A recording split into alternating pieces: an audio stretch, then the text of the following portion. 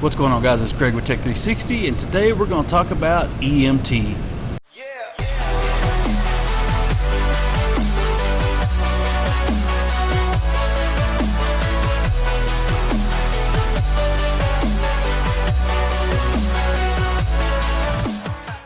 Alright, so first and foremost, I want to thank you for clicking on this video. Make sure you like and subscribe, and let's get right into it. So, this video is basically, it's going to be a continuation of a video I made about a year ago, maybe a little over a year ago.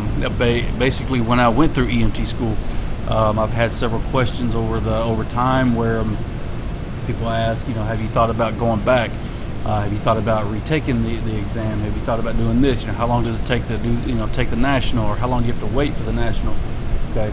Well, the thing is, I took EMT, and to pass where my school was, the way my school was set up, it was 1 month. It was a 1 month course to take EMT.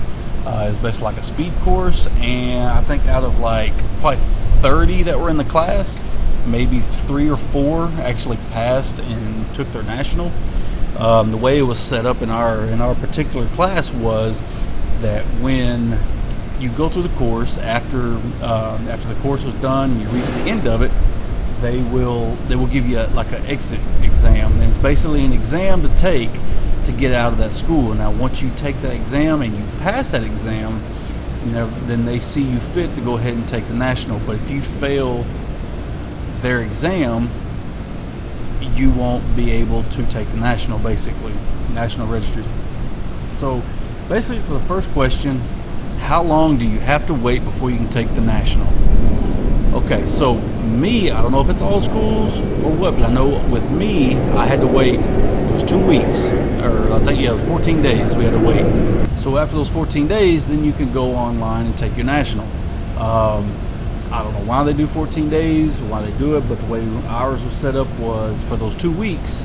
1 week you go sit, I think it was an ER. You sit with ER.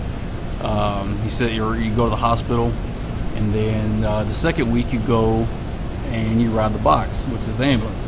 You do the hospital for a week, ambulance for a week, and then when you're done, you can take your national, hopefully get your patch and move on. Now, people ask, or I guess should I say, then the next question I've been asked is, are you going to go back and take it again? Because I failed by 1 point. And I think I've decided no. And reason being is, when you look up how much an EMT, just a basic EMT, makes, they don't make much. I think average with most ambulances, like in between 12 and 14 an hour. I think average is right in there. It's not a lot. It's really not. You can make that at McDonald's being a manager. You can make, like I said, you can work that or make that in fast food. So now, that's mainly if you want to go strictly into like an ambulance, stuff like that. That's pretty much right around what you're going to make. You're not going to make a lot. The time and effort you put into school, I don't see it really paying off with the EMT. But what it does do, it does open up a lot of other doors to other job opportunities. And like once you take your EMT, it's not just EMT. That's not the only thing you can do. You can get some jobs in funeral homes. You can get some jobs in hospitals. You can get other jobs, just like little medical offices and stuff like that. Just like it's helping. You're not going to be a surgeon or nothing like that, but you can help. There's like little like small things you can help out with. And I think, honestly, don't hold me to it, but I think I've heard that if you have EMT, some hospitals will hire you to be I think it's like an ER tech or whatever they call it, where you go in and like you set up the operating room and then you clean up pretty much when the procedures are done. Don't hold me to that. I'm not 100% sure, but I think I've heard that a time or two from some people, or read it somewhere. Like I said, don't hold me to it. So like I said, if you want to do EMT and helping people is your passion, go for it. Don't let my little video discourage you from it. Like I said, it's to each their own. Me personally, I'm always looking for the next bigger and better thing, job-wise, money-wise, financially. So that's why I'm always moving. I'm always pushing. I'm always trying to find different ways to make money. And another question I get is how to prepare yourself, or how do I prepare myself to go through EMT school?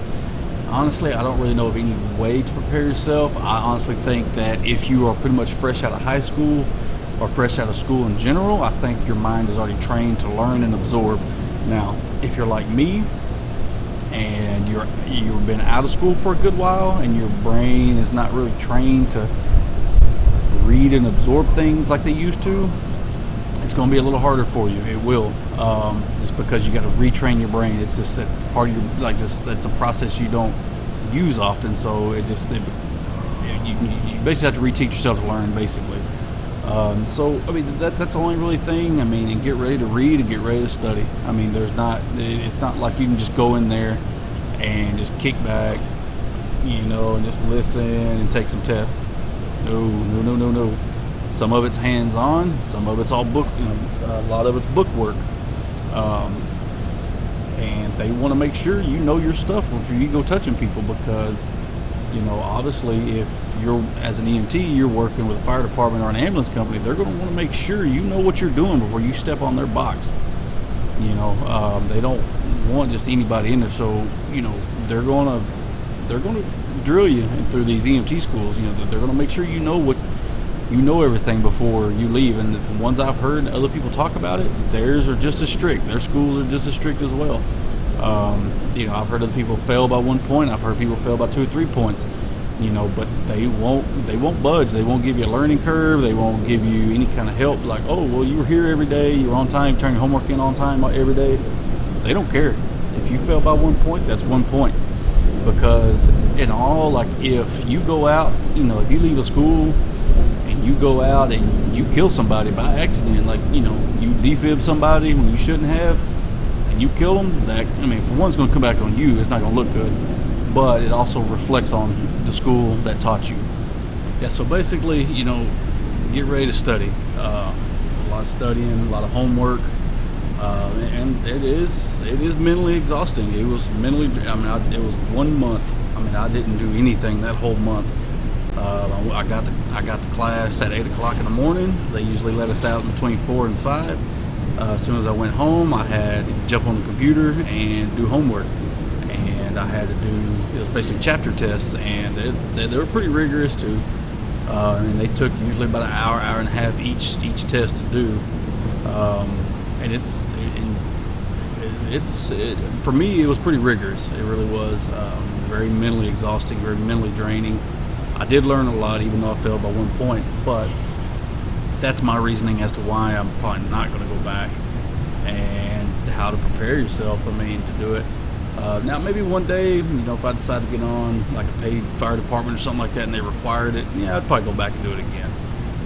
Just go ahead and knock it out and be done with it. But as of now, I don't see myself doing it. I make more money doing what I like to do.